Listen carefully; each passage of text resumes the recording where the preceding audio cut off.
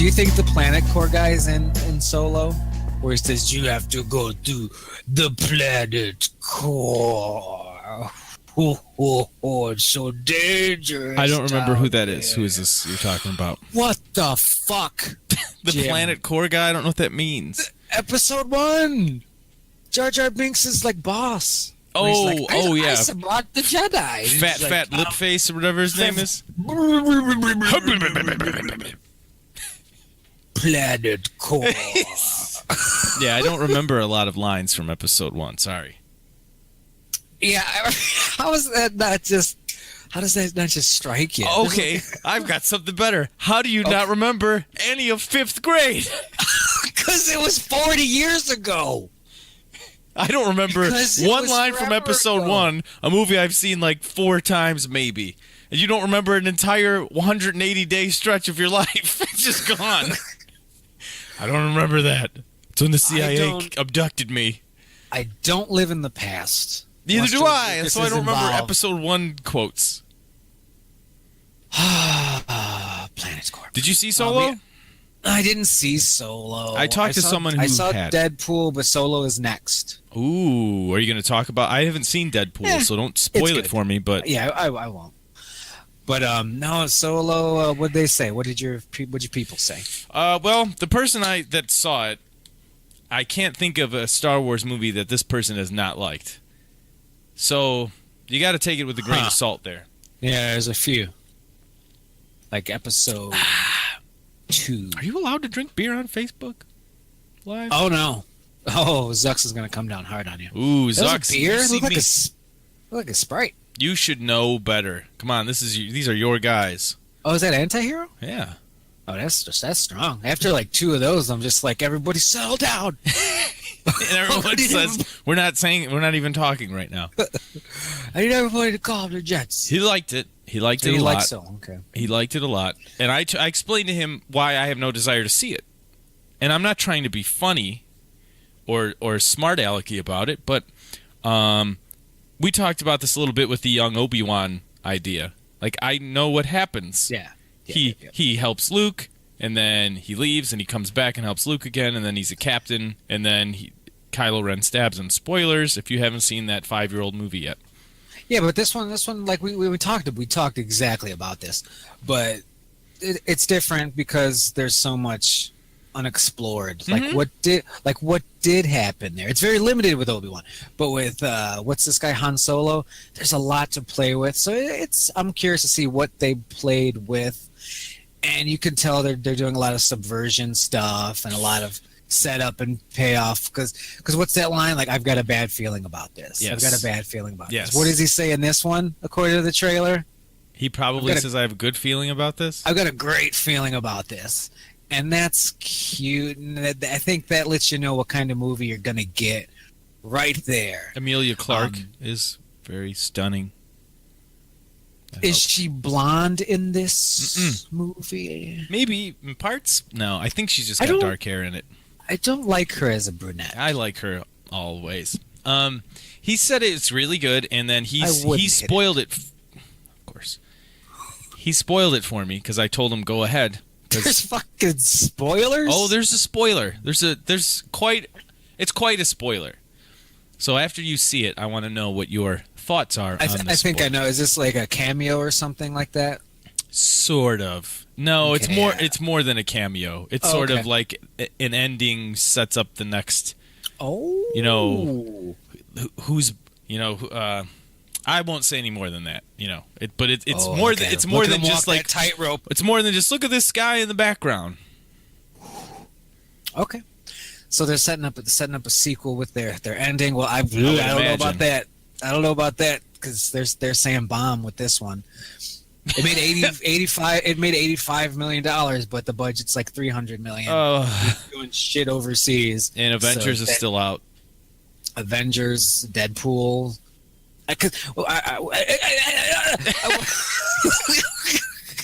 I went to see Deadpool too, because Han Solo came out. So I said, well, everyone's going to see that.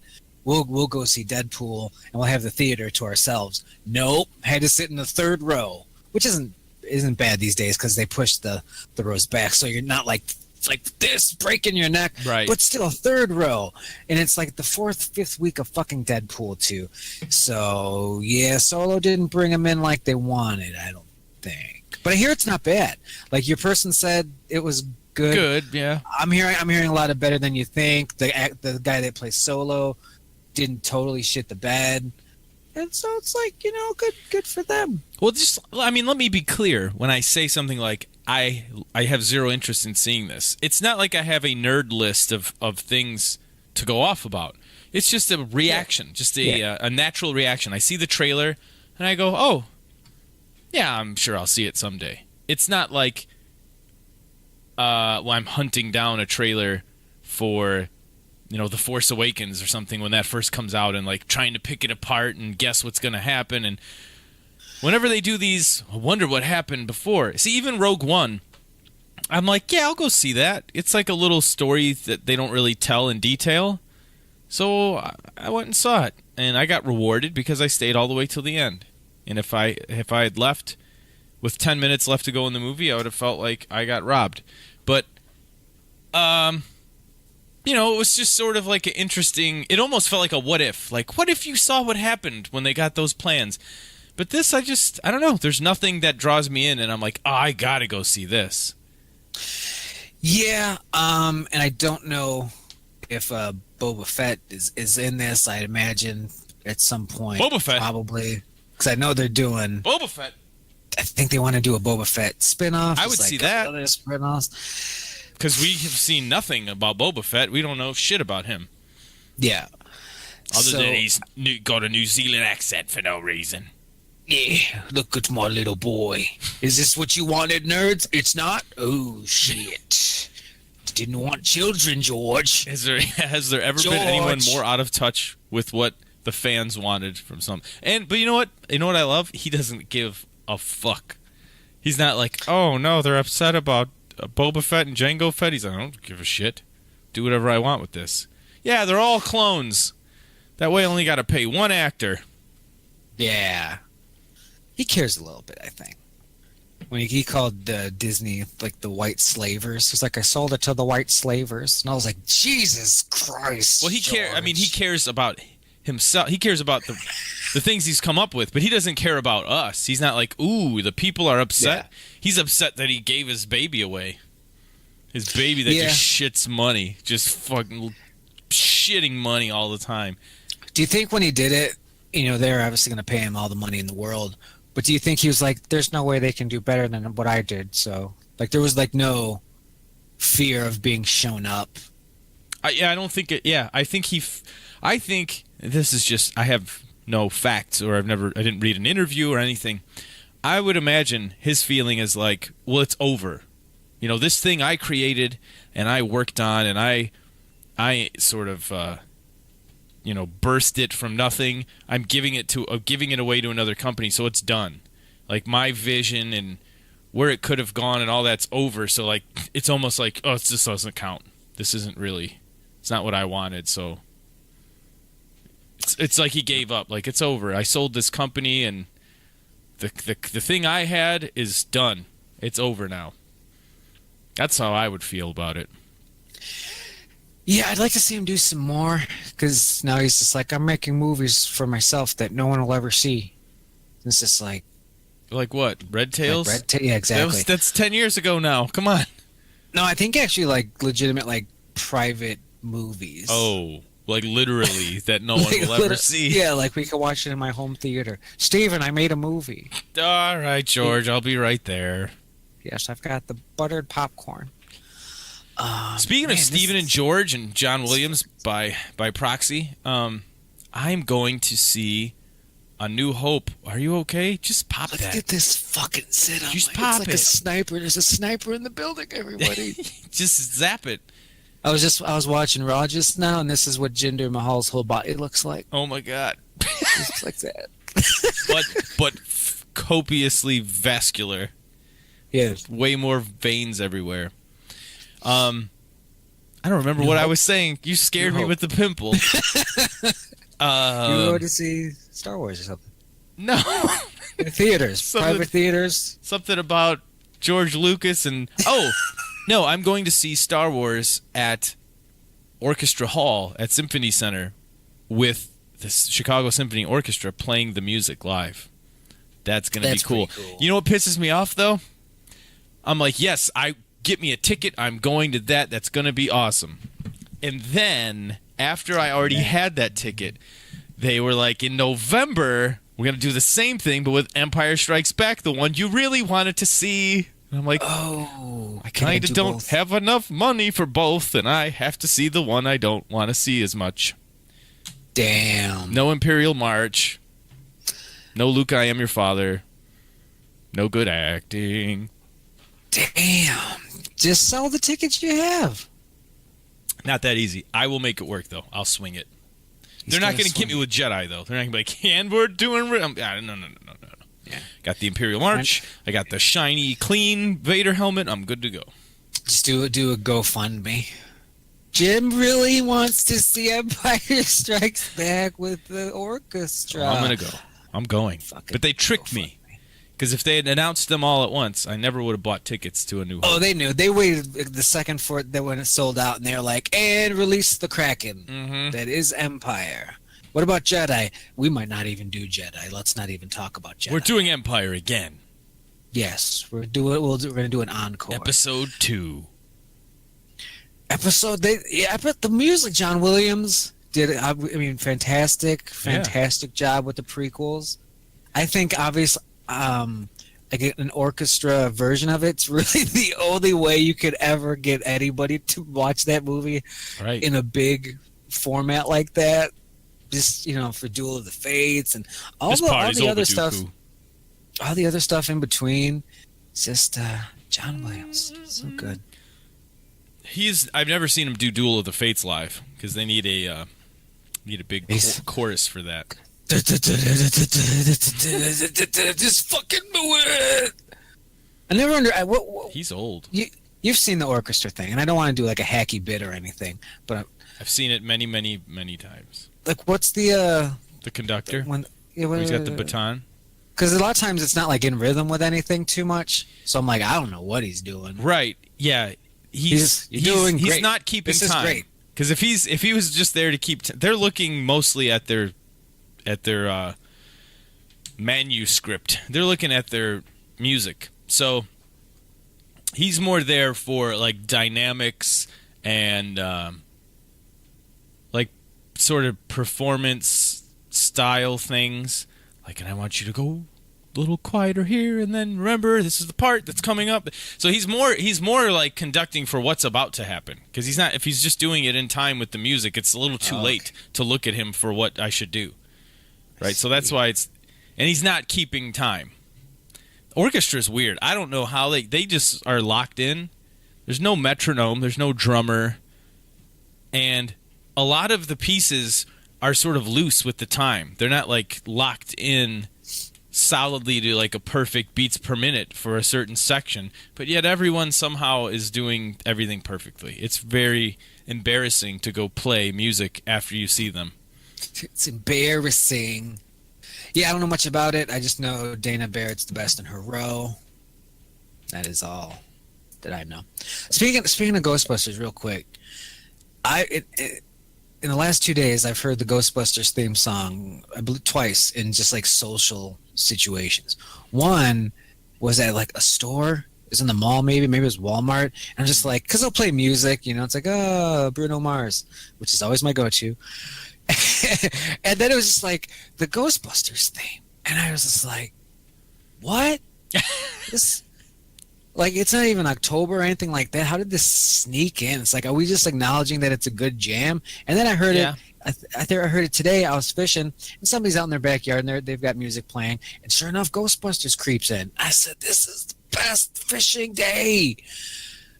It's just in there. It is a good jam, and they play it a lot on the stations, like the 80s and 90s stations. They play it on those stations. It was a big hit song. Yeah. I didn't know they played them on the radio. Yeah, they played on the radio. If you turned on 93.9 and just listened to it, and you'd hear that on a given day.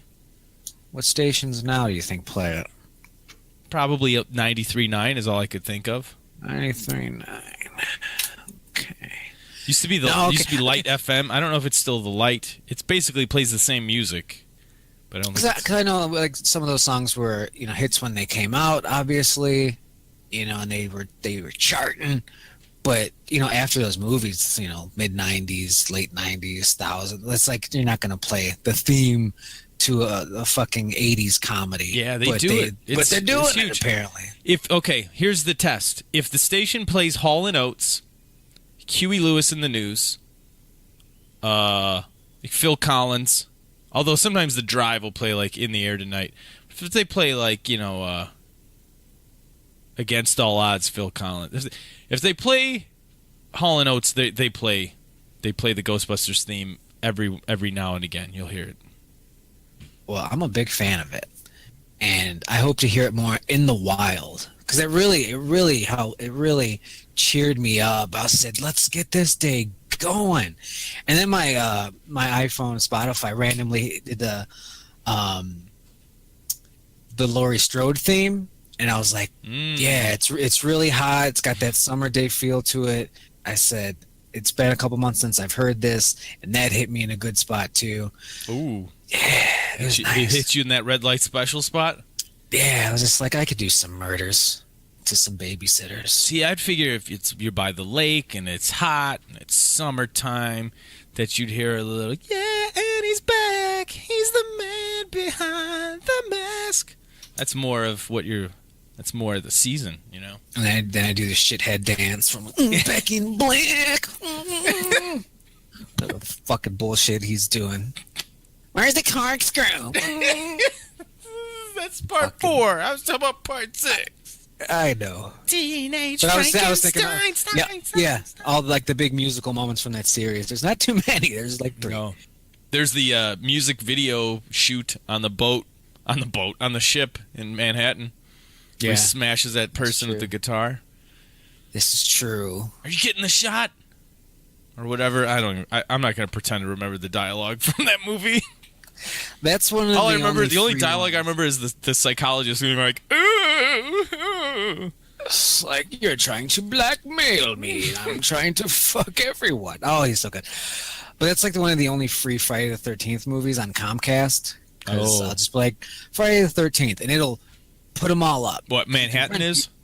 One of the free Manhattan's ones? the only like free ones. No, they're like, you got to pay for the rest of them. That's it. We'll never get money for this one, but you got to pay for the rest. It's like giving somebody a free taste, but it's like we put a lot of like mud and dirt in this cocaine, but it's free, and you'll come back. I don't think you will. Probably not. I don't think you will. So yeah, Deadpool 2. It's top of the list there. Looking at the notes, I went and saw it. It's good. It's a Deadpool movie. I didn't really care for the story all that much, but it's just nonstop action, fun, goofs, humor. Just the overall story. I was like, I could kind of live without it. I see what you're doing. But if they just keep doing Deadpool movies like this, it'll be fine. I think the only issue is, and I forgot about this, Deadpool can't die. Like he's the essentially, character that can't die. Mm-hmm. That was a big part of this one. And I was like, oh yeah, I forgot about that. So I mean, what do you do with a character that can't die? You're gonna put all the loved ones in harm's way, or you'll find a way to make him mortal. It's like those are your only 2 cards to play. Right. So we'll see how many movies you can squeak out. But so far so good. I thought two was just as good as 1. Now they switched directors, right?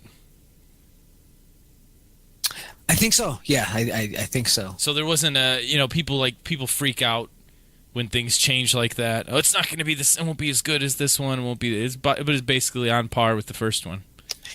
Yeah, this because the first one was a director who he really worked and hustled his way up the ladder, and they did that demo thing. That was basically like a sell job to the studio, and it was that highway scene. Oh, raising the car. Yeah, I remember that. Yeah, and they were like, "Wow, that looks good," and they were like, "Yeah, that's the movie. Give us money to do that for you, Fox." And it worked out, and it was his big break. Yeah, it was like a fan trailer, but shot by a real director with the actual actor who wants to play Deadpool in it. Yeah, and obviously that movie was very good, but apparently I don't know if the guy's a head case or anything like that, or if there's just no chemistry off of the set, but for whatever reason, it did not work out. But I knew the sequel would be okay because they said, well, Ryan Reynolds is going to write the second one. And I'm like, well, he knows the character. He seems to love it very much. And it's just like it might as well just say a Ryan Reynolds joint. Mm-hmm. Like, this is his movie. He might as well have been directing it like fucking Kurt Russell behind the scenes. I'm just going to direct this one, guys. It was always going to be fine. And it was. So Good. Wait a couple more weeks for people to stop fucking seeing it, apparently, and then have the theater to yourself and enjoy Deadpool 2. I'm glad you liked it, because I'll have to admit, I am one of the people that freaks out about things like that. Like, this movie that I loved was written by this person, directed by this person. They're making another one, and like one of those things will change. Or what normally happens, and with the case of Skyfall and Spectre, is no, we're doing it. We're going to keep all the same people. And they're like, oh, well, that's clearly not all that goes into making a great movie. Is keeping all the same people. No, that one they didn't have a script. They started shooting. I remember you telling me. So go figure. That's somewhat important. But I remember when Terminator 3 was being talked about in the late 90s. And it was still going to be, like, James Cameron was talking about it. It wasn't like a thing yet. And then, the internet's around, and it's getting, the internet's big by then, and I'm looking at little set pictures and whatnot. And then it's like, oh, he's not directing it. He's got nothing to do with this. I'm like, ooh, how is that going to turn out then? Turned out pretty good. I saw a thing, I think it was James Cameron, where he gets somebody like a James Rock. Cameron Oh. gets the rights to like their franchise essentially back. I think it was James Cameron and Terminator. Like in 2020, it's 100% his, and he can do whatever the fuck he wants with it. Please do it. And so that could, instead of like, hey, we got James Cameron involved, it's just next time it's gonna be like the other way. It's like James Cameron. He's getting you involved. He will not. He will not do that at all. I'm trying to cover this fucking monstrosity. I thought you were doing a magic trick, and I'm supposed to like count the spots on the back of that card, and then on the other side of this card are 2 dates. I saw David Blaine. I was watching some David Blaine YouTube stuff, and it's older stuff. Oh, the rabbit hole. The magic trick rabbit hole, baby. He does a trick, though, and I'm like, that's neat. And then I thought about it for a minute. I'm like, oh, I know exactly how he does that, and it seems pretty elementary. And like what? Because that's one of my favorite things is to try to figure it out. Yeah, I never look it up, but it's fun to try to get. Some of them, I'm like, well, maybe it's this. Like maybe that thing is sucking onto his skin, so it makes it look like it's poking through his hand when he's pulling it out.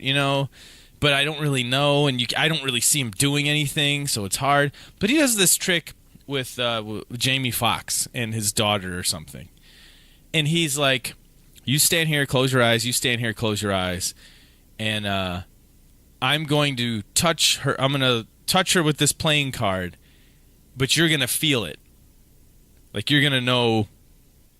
Yeah, not like that.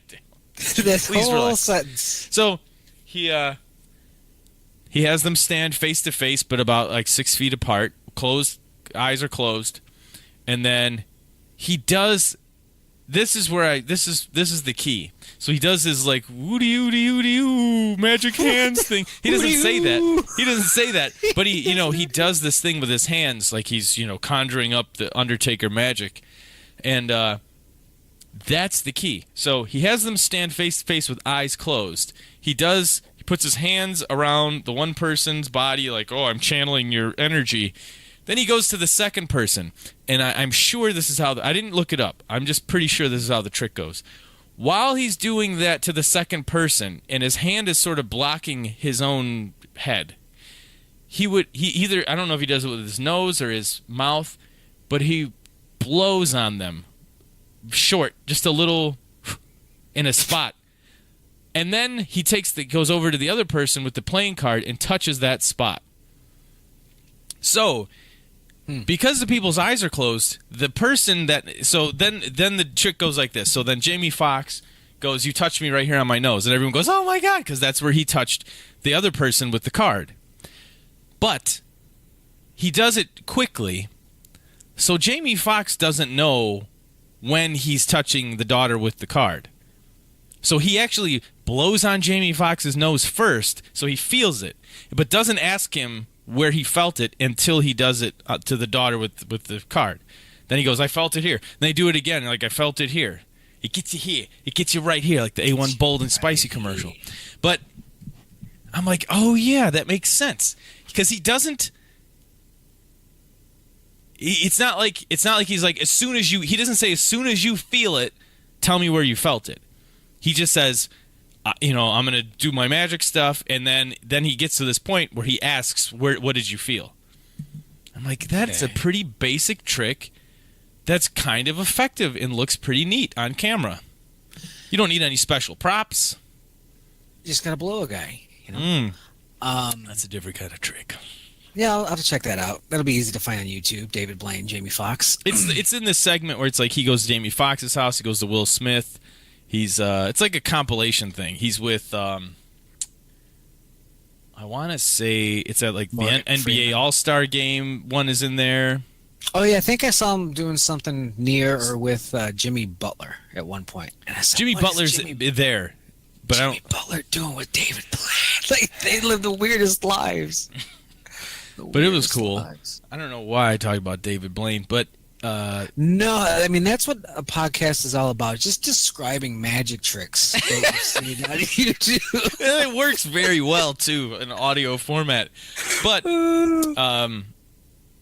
that is sort of like when James Cameron gets Terminator back. We're gonna feel it on our faces. He's gonna blow right down our nose. He is.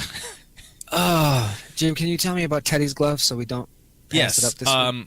A couple weeks ago, Teddy had to go to the washroom at baseball and dropped his glove in a porta potty toilet and fished it out. He fished it out? He fished it out. What? Yeah. Okay, because most of those are pretty deep. Like Pennywise is down there camping out deep. Just standing there. Like, take it. Yeah, because he was panicking. He freaked out.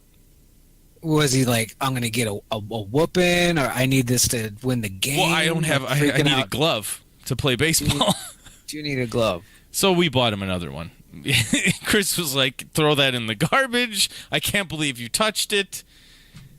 Yeah, here's all the hand sanitizer in the world. So he got another glove. That's really nice. Did he get sick the next day? No, he did not. Did he get like the... See, now he knows the scam. Oh, I want a new bike. That might be the scam. That is the Teddy glove story. Well, that's good. Did he get an upgraded glove? Oh yeah, it's a nice one. That's good. He's gonna have it for several years. I've been oiling it every night. I've been breaking his hands with a hammer to make sure they don't grow. He's gonna have this glove forever. For years. Your hand is gonna look like Daddy's, son.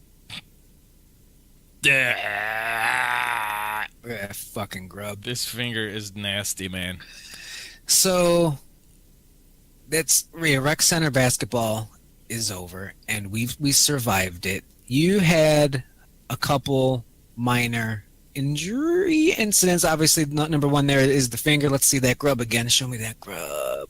Show me the other grub. Okay, here's the comparison. Oh, Jesus Christ. Yeah, there's the good one, and there's the bad one. You see the bad one's got sort of a giant lump right there. It looks worse from this angle, where you can see it's always red in there. And if I work out, or if like I lift dumbbells, it just bruises just from like squeezing a dumbbell. That's about as far as I can close it. That's normal. It's bad. It's minor in that it's a finger, but I would say that it's a permanent disability at this point. Like, this is never going to just start working again. Well, does it disable you? I can't do this. Okay. If I had to punch someone with a closed hand, it would be a problem. Have there been any real life instance where it's disabled you? Like, oh, I can't carry these groceries that I used to be able to carry before, but now I can't make a curled hand. That is a good point. I guess not. You'll have one soon. You're gonna be like emergency podcast immediately. I found one. So yeah, you fucking dislocated. I guess that what that. I dislocated it. It was coming off 90 degrees this way. Doing. I had to pop it back in. Doing. And then a couple weeks ago. Wait, was that the thong song by Cisco? You tried to just slip it in there and pretend like we're just going to continue about our podcasting day? It's summertime, man.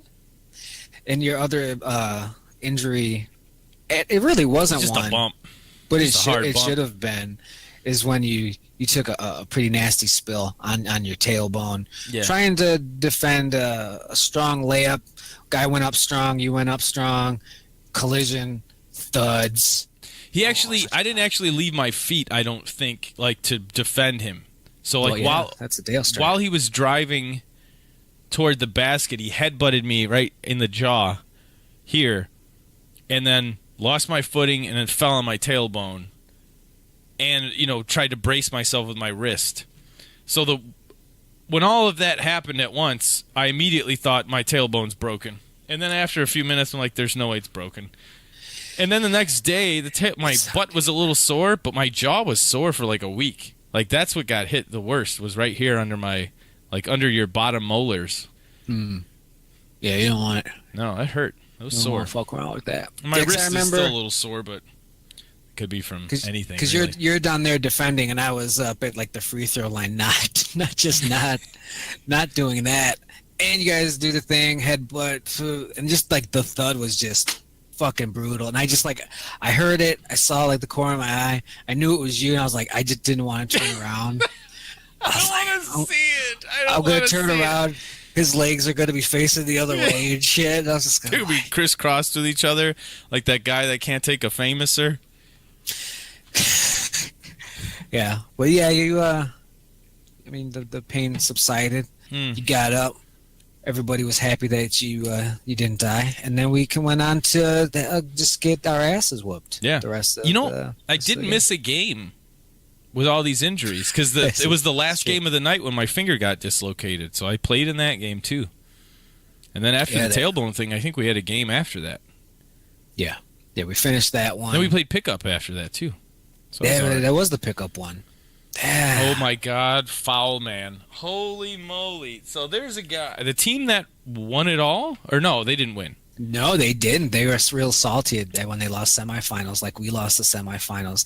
So the way I look at it is we're just as good as those guys.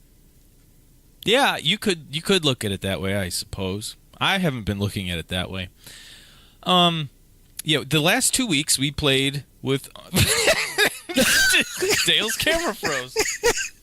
The last 2 weeks we played with only Dale and I. 2 weeks ago, we had the guy who runs the league sub in for us, so we had a third guy. And then last week, we just played 2-on-2, and everyone was cool with it.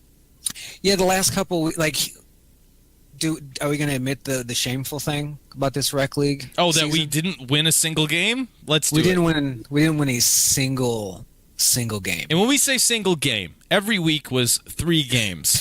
3 games. Not 2 out of 3. But 3 games. Except the final championship week, we only played the 1 game. So I think total we lost 22 games. 22, yeah. 22 games. Didn't win a single one. But there were plenty of blowouts. Let's not get it twisted. But there were games where it's tied and it's 11-11. And we played a 15. So it's not out of the realm of possibility that we could somehow win that game. Last week when it was just me and Dale and it was 2-on-2, we had a lead, the latest in any game we ever had a lead. What was it, like 10-9? Something or like 11-10? It was one of those two scores. That was the latest into a game that we had a lead. Yeah, we got the lead early because you made the joke. Hey, we got the lead for the first time this season. It was like 4-0 in the beginning of the game. Yeah, we snapped off early, and I gave you that look like, this is happening. Just keep doing what we're doing. And then it became a game, and then because it was 2v2, they still had players. They agreed, like, oh, you guys are shorthanded because your teammates are assholes who've abandoned you. We'll just do 2v2. But they had an extra guy. They were ready for 3v3 because it is a 3v3 league. And when it started getting 11-10, and it was like, oh my god, the jobbers are gonna fucking Barry Horowitz their way to a fucking victory. Are you kidding me? Nope. Then you heard when it comes crashing down, and everyone's like, "Oh no, the jobbers aren't gonna win this one." Yeah, their best player. This guy's just fucking fantastic. He's just like, all right, I'm gonna swap in now. And me and Jimmy didn't have anybody to tag out. It was just us for 3 straight games, just sweating and dying and trying. But you get one time out a game, and after like 2 plays after he tagged in, we were like, we're gonna take that timeout now. We're gonna take the timeout now. Yeah, and when he came in, I was like, our new plan is we just got to chuck it because they're gonna score almost every time. We got to beat them to the finish line. Is just try to beat him to the punch there and maybe get a little lucky.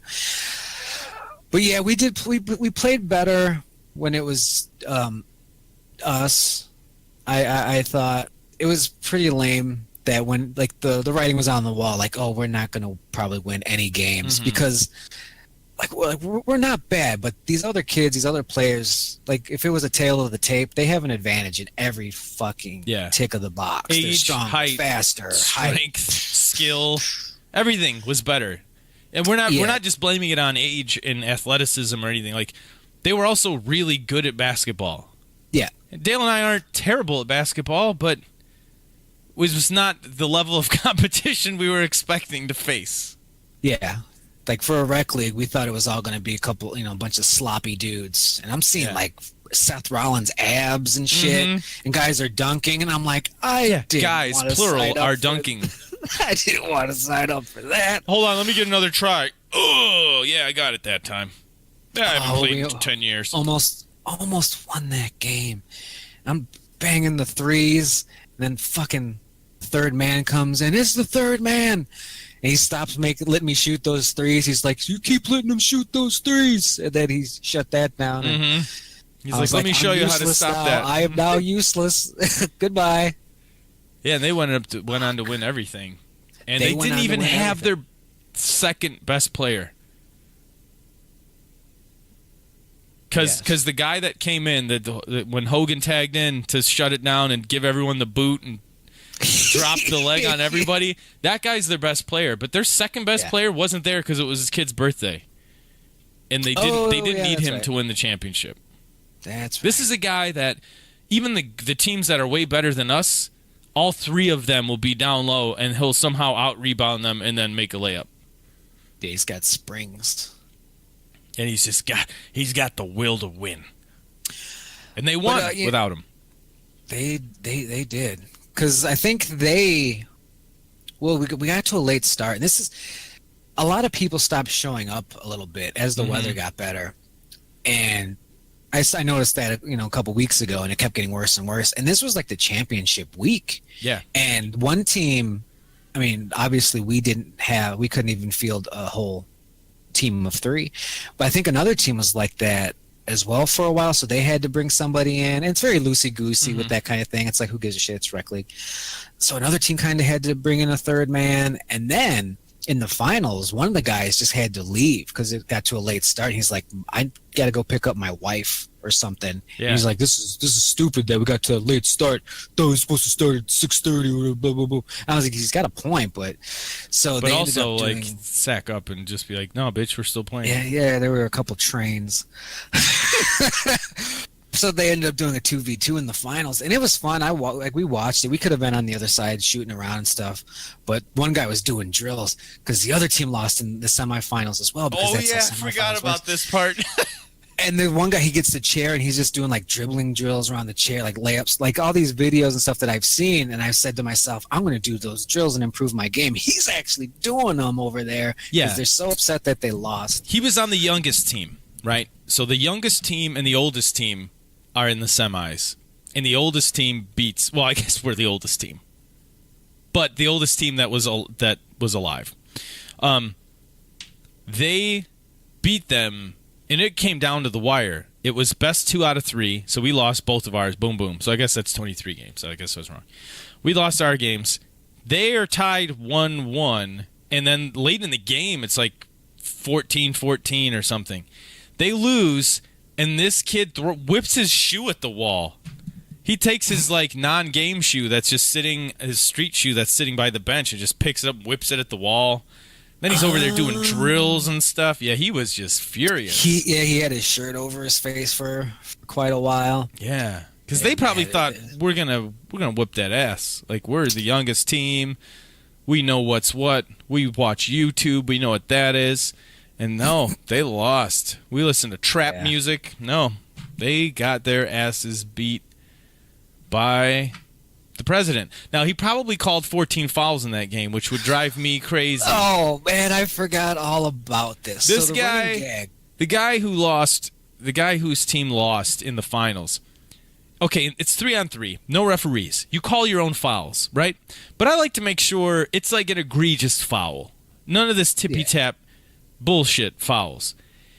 He was calling fouls. Dale and I would look at each other like, what is he possibly calling a foul about there? You know, like, you brushed up against me while I took a layup. Oh, foul. I need that one. Let me get that one. To me, that's bullshit. That's like borderline dirty play, but on the other end of it. You know, like, are you so soft that if someone touches you, you call a foul? Tell him about when he called a foul, but the basket counted, and then they just pretended like he didn't call a foul. Yeah, he called a lot of fouls, and they were just so casual. Because normally, like, you get like hit pretty good, and you got to go foul that one. Where the guy who fouls you is like, oh yeah, I'm sorry. Yeah, but that one's bad. But like, they were such a regular thing that he would just drive and foul. Mm-hmm. Foul. Like, that's how he would call them, because they were so light and soft that that's just how you call them. You couldn't even see them. You couldn't even see the fouls. Like, for us for most people to call a foul, it's like, fucking foul. You got is my eye still in, dick? Yeah, or like, you hear a big slap on the arm or something. Yeah. You know, somebody's like limping away for a few seconds, or their tailbones crashing to the mat. But foul, just a foul. And and he did a drive, and he's up there, and there's always some bumping and physicality, which is fucking fine. It's so good. And he lays it up, foul, but it goes in. And I'm just like, well, no, sir. You called a foul. And the other team didn't argue it. Everybody put up with it. And that drove me nuts. Because a lot of these people don't seem like that type of person. Like, they would say some shit. And it's just like, call this fucking vice president looking motherfucker out. And I was so in love with him. He was very handsome. Yeah, and Dale it turned out to be a fucking idiot. So fucking idiot. It's to the point where at the end of everything, the guy who runs the league's like, yeah, we got to figure something out about these fouls next year. Like, maybe after 7 you're fouled out. I'm like, after 7? There haven't been 7 fouls called in all of our 23 games combined. But it's because this one guy on this one team calls a foul on every play. Yeah, we're gonna have referees and stuff. That's what 5-on-5 is for, with referees. You don't do that in 3-on-3, and it's not. Well, here's the thing. In 3-on-3, you don't. There are no free throws either, so people might not know that who are listening. You call a foul in this league, you get the ball back. So if you make it, you make it.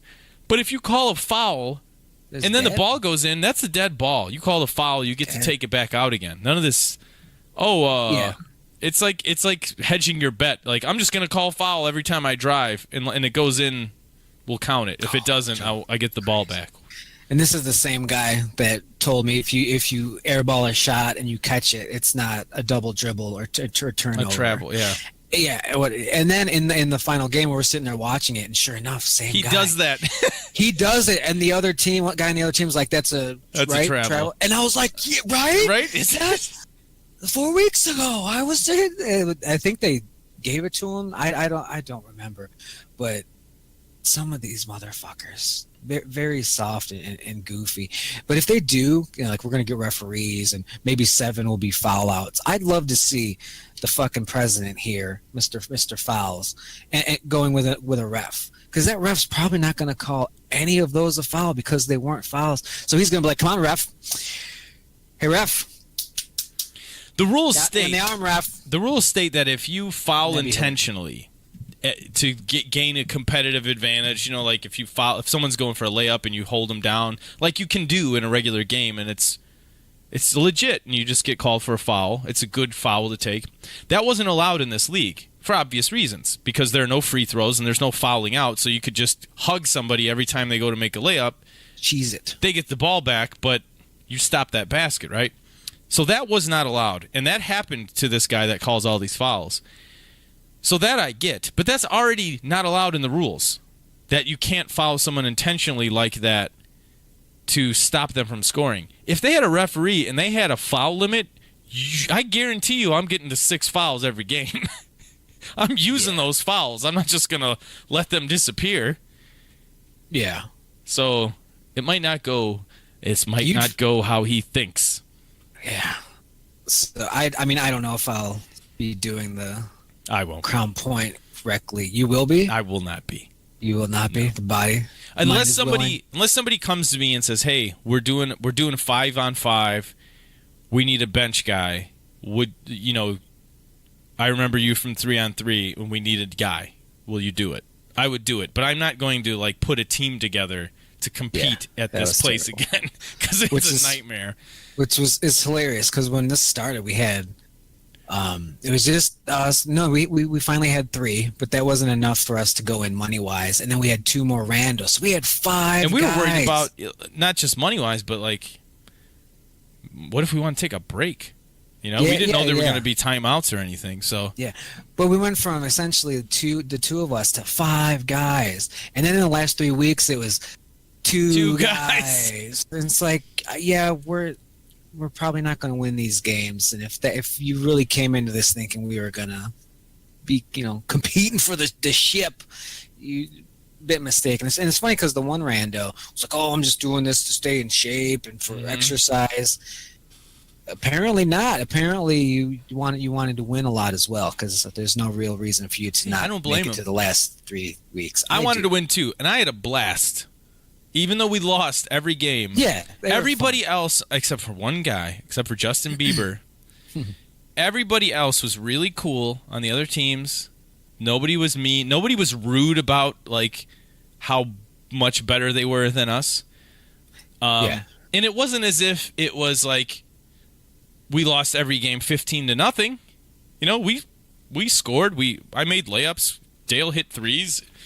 We did some stuff, but we're just outclassed. But this guy on our team that we met through the league seemed really upset with how badly we were doing. He seemed like I wasn't delusional about where I stacked up with these other dudes, and he tried to pretend like he wasn't, but I think in his mind he thought, "Man, if I was on another team, we'd be dominating." Well, yeah, so if I was too, and if Dale was on one of those other teams, that team would be dominating too. Yeah, it's like we just happened to form the job squad. Yeah, so, right. Because we are friends. So right, that sucks how it worked out, I guess. But that's where we're at. But yeah, it was a lot of fun. Had a blast. Didn't win a single game, but the competing was fun. The car rides up and down were fun. I'm gonna miss the gas. I'm gonna miss the fucking gas prices by your house. They're cheap out here.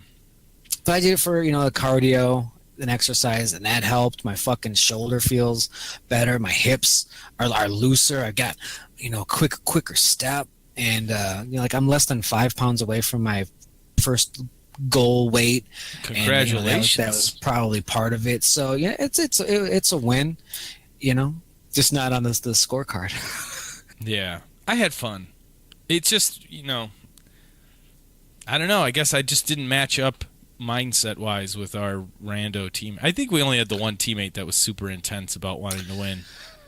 Yeah, we never really game planned all that much. We had some loose ideas we would talk about, but when watching the other teams, I was like, oh, they're running like a double screen set. Like they had 2-3 plays that they would run, and they had a good amount of movement, and they would get their 3-point shooter, Kyle Korver running around, catch and shoot, setting a pick for him. I was like, they're running a couple legitimate little plays here.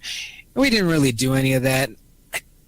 That might have snuck us maybe one win, but I don't know. Playing with the randos definitely hurt that aspect. Because if it was just friends, we could have focused more instead of trying to tell somebody who doesn't know basketball what to do. Because I think he's still got setting screens for dummies at home, and he's on page like 68. Like, I'm still unsure. You go. I don't know about this. They said it, and I call a timeout. I think 2-on-2 worked better for us in that last game, in that last week, and you and I know each other. And all of these other people on these teams have played with each other at some point. Like at one point, the guy, the big Amish-looking dude, was like, "Oh, I've been playing with the foul caller guy. I've been playing with him for 10 years." Like these guys have been playing with each other for a long time. And Dale and I have too, but not at this level, not at this sort of competitive level. So they knew each other. Whereas we had Dale and I, and then 3 people that Dale and I had never played basketball with. One of them we practiced with once. And then we thought this league isn't even going to happen. And then the other 2 guys, it's hard to like know what you should be doing and not doing when you don't know what these people's strengths and weaknesses are, any of that stuff. Yeah, and I kind of like gave up with that when I did try to go into coach mode. I was like, "Oh, you're a big musclehead dude. I'll pass it to you down low and stuff." And like he wasn't really following suit with that, and I was just like, "I'll ISO ball forever." Right. That's what it turned into, and they're way better at it than we were. Yeah. So our tirade about this is over. Oh, but it was a fun memory. The spring of 2018. I don't regret doing it. I don't regret doing it. Yeah. But it was eye-opening. It was nice to have something to look forward to. Like I would exercise leading up to Wednesday, but not Tuesday because I don't want to be sore for Wednesday. So it was nice planning that out. And I'm just like, I don't know, I don't got shit to do. So I'll just try to force myself to exercise and maybe go shoot around once or twice a week. So just to get exercise. But I love that like forced exercise aspect and all the other fun things that came along with it. I will miss that very much. So, but then the summer. Yeah, the summer, at least we can go out. We can go outside. Yeah. Play for free. Fuck yeah. He was like, yeah, a 5v5 league, it's like $400 a team. And I was just like, is it? We're done here, bro. We're done here. So we have referees and the scoreboard and 20-minute halves. Okay. Yeah. You let me know how that goes. He didn't ask like, "Oh, are you guys going to be in it?" Like there was none of that. It was just like, here's what we're doing.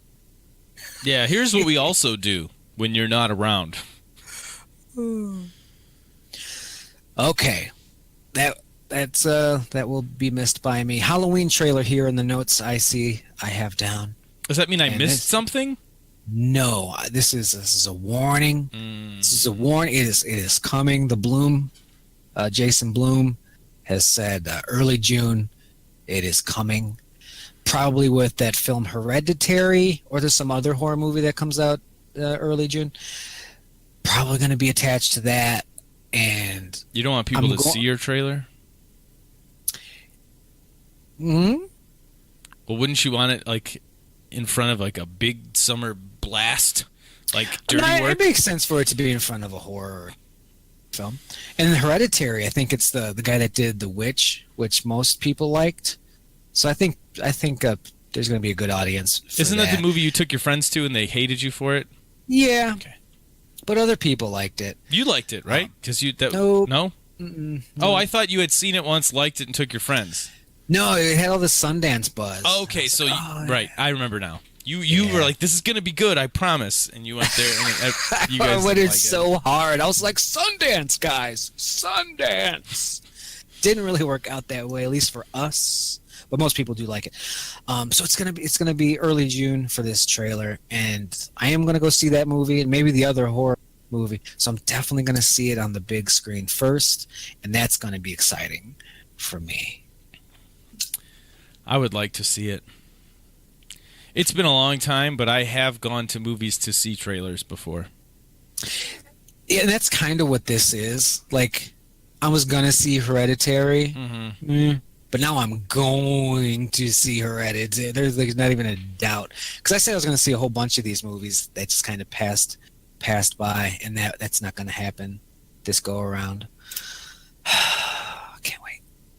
Let me know how it is. As soon as it's on the internet, I'm going to watch it, and I'm going to pour over it, even if there's not much to pour over, because it's my jam. And if there was a Friday the 13th trailer that was a sequel to some of the movies I loved, I would pour over that trailer too.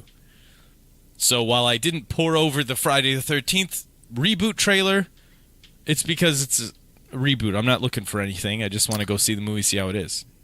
But this, I'm going to want to see if I can glean anything from seeing the trailer. Is there any timeline shenanigans that they could do with Friday the 13th? Like Halloween, like we're ignoring these movies, we're picking up after the first one, so it's essentially kind of like Halloween 2, if you wanted to call it that. Could you do that with Friday the 13th? It would be You'd really have to pick difficult. up at, like, the third one, wouldn't you? Okay, we talked about this a little bit a few episodes ago, but Friday the 13th, 2, 3, and 4 are essentially like a long weekend. Okay, so at the end of 2, he gets hit in the neck, busts through the glass with his sack off. Then, at the beginning of 3, he's leaving the scene of the crime of 2 and goes and grabs some clothes from the clothesline. The end of 3, he gets the axe in the head. Coroner comes, takes him away to the morgue. That's the beginning of 4. And at the end of 4, he's dead. So maybe... Yeah. And then 6, he's buried. You'd really have to rework stuff. Yeah, because what they're doing with the Halloween is they want to ignore certain things. We don't want to do Jamie Lloyd. We don't want to do Thorne. We don't want to do their blood relatives. So this is the choice that they're making. Is like what is there in Friday the 13th that they could kind of backtrack? Like we don't want to do him leaving and going to New York. We don't want to do the psychic telekinesis girl. Maybe, yeah. Like we don't want to do if you eat his heart, you become him. Yeah, so you could do. I don't know. It's so. The end of Halloween 1 is so iconic, and so many people know it that you can pick up from there. I think 40 years later, the ends of all of these Friday the 13ths are only memorable to us. So I think that's why they just lose it and just go forget it. Let's just redo it. The only thing that you could probably do that might be interesting is like we don't really know if Pamela Voorhees did all the killing herself in that first Friday the 13th. Maybe Jason, maybe Big Ogre Jason was with her killing people at that time. And then maybe we get something between parts 1 and 2 because there's a year in between there. So you get like a flashback. You get like a Friday the 13th part 2. In between the 1 and 2 that we know, where he's got the sackhead killing people, and you could make it all retro looking, like everyone's got old 80s hairstyle and have Stranger Things music or whatever you want to do. Yeah, but how did he get that potato sack? Can we see how he gets that? I don't think we need to see that, but those overalls, can we sell those somewhere? But because that was always this is a little too nerdy, a little too Friday the 13th nerd for people, but it always sort of bothered me how he's obviously still alive in 2. He's the murderer in 2. He comes back a year later to kill the lady who killed his mom. So he must know something was going on. So I just kind of always assumed he was just alive in the woods that whole time, and his mom kind of knew it, but was crazy. Yeah, I think there's a line in 3 or 4, but somebody says something like he watched his mother get decapitated. It's in 2. It's in the beginning when they're telling like this. He's telling the story at the fire, which we then learn is like made up. So like half of it's made up because like they say he's still alive to this day, and then like the guy comes out with the fake mask on and spear.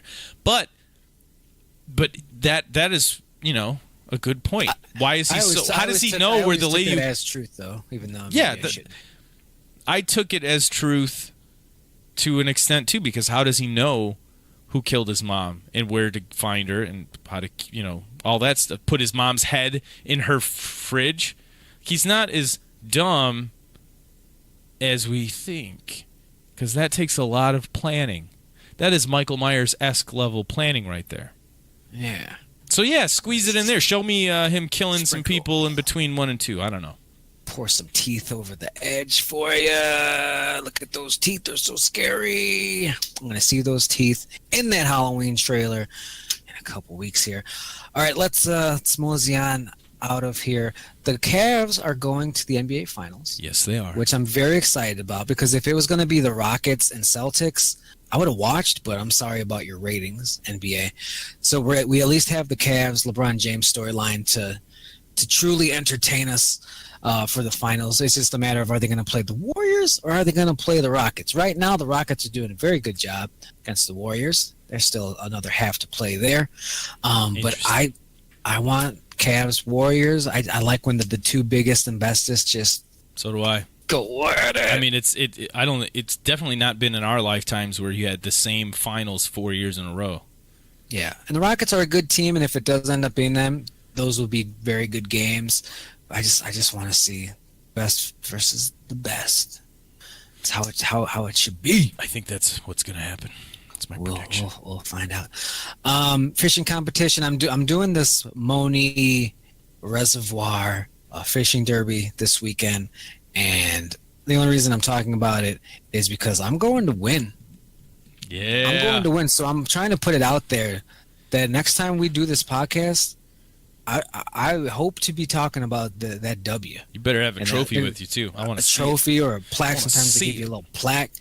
So it's from 7 a.m. to 1 p.m. I'm not taking a break that entire time. I think that's going to be the only advantage I have, because I'm familiar with, I think, the people who are going to be my biggest competition. And I think I can outwork them if I just don't quit at all. Like, I'll have water, but last year I took, like a lunch break, because I was like, this is like 6 hours, this is crazy. Nope. Bring a snack, bring a sandwich and some water. Yeah, I have some nuts in my bag or something, but... you always got nuts in your bag, am I right? So I'll talk about how I won or didn't win that next week. Do you have any plugs, Jim? I was at Hailstorm Brewery a couple of Thursdays ago doing an open mic, and it went really well. So I'm going to try and get back there this Thursday. It's just an open mic. I only get to do 3 songs. But, go there. It's in Tinley Park. They got good beer. And there will be people playing music regardless of whether or not I can make it. But I plan on making it there Thursday. Is that the one that's kind of like by... like it's like a little industrial. Yes, a lot of these breweries are like that in the little industrial sections. It is, yeah. It's off of It's off of like 80th, and you go down 186th. I want to say, and it's over there. Good beer, and there will be a lot of music. So come check that out. I think it goes from 6 to 9, and it's usually packed, where like you're lucky if you get a spot to play. Like it's signed out all night. Cool. All right, go check out GM. Come watch me. Don't watch me fish. Just listen to him. No, I don't. You can if you want. I don't know. You can try. This is episode 21. Thanks for listening and watching. I'm a shit-covered baseball glove. And I'm Johnny Sack from Johnny's Burlap Potato Sacks. I got a special. If there's a hole in it, it's free.